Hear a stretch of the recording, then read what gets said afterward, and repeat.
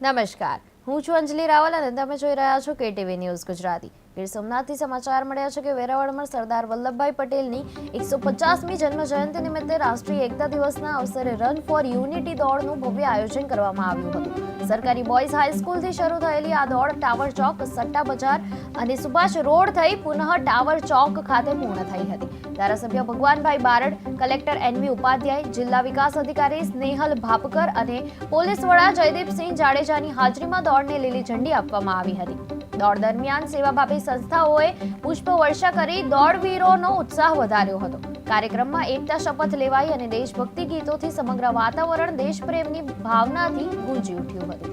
આજે 31 ઓક્ટોબર ભારત રત્ન સરદાર પટેલની આજે 150મી જન્મ જયંતિ છે। એ નિમિત્તે એકતાનો સંદેશ આપવા માટે આજે ગીર સોમનાથ જિલ્લામાં અત્રે આ પ્રાંગણમાંથી આપણે એકતા રેલી રન ફોર યુનિટી નું પ્રસ્થાન કરાવ્યું છે। લગભગ 5,000 જેટલા અમારા અંદર પાર્ટિસિપન્ટ્સ છે। માનનીય ધારાસભ્ય શ્રી, અમારા જિલ્લા વડાના ડીડીઓ શ્રી, એસપી શ્રી અને સંગઠનના તમામ લોકો અત્રે હાજર છે।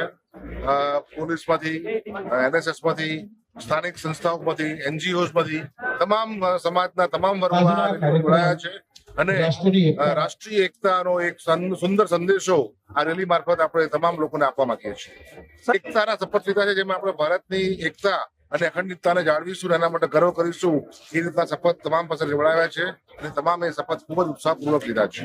આજે સરદાર વલ્લભભાઈ પટેલની 150મી જન્મ જયંતિ નિમિત્તે રન ફોર યુનિટીનું આજે અહીંયા આયોજન કરવામાં આવ્યું। સોમનાથ જિલ્લામાં ટોટલી વહીવટીતંત્ર, તમામ વિભાગના કર્મચારી, અધિકારીઓ અને પદાધિકારીઓ તરીકે પણ અમારી સંગઠનના પ્રમુખ હરિભાઈ ઠુકરા,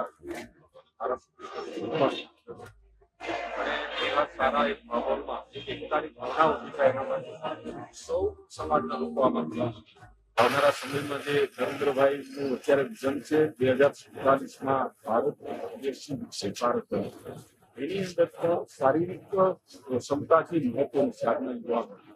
આ તકે હું ખાસ યુવાનોને સંદેશો આપવા માંગુ છું, તમે તમારી શારીરિક તંદુરસ્તી જાળવવાનું પહેલા થશે, પછી તમે જ્યાં જોબ ને જ્યાં બિઝનેસ કરતા હો ત્યાં કરો, ત્યાં શારીરિક તંદુરસ્તી તમારા માટે છે। વ્યસન મારે આજના સંદેશો એક જ આપવો છે, તમામ લોકો એને ખાસ કરીને યુવાનોએ વ્યસનથી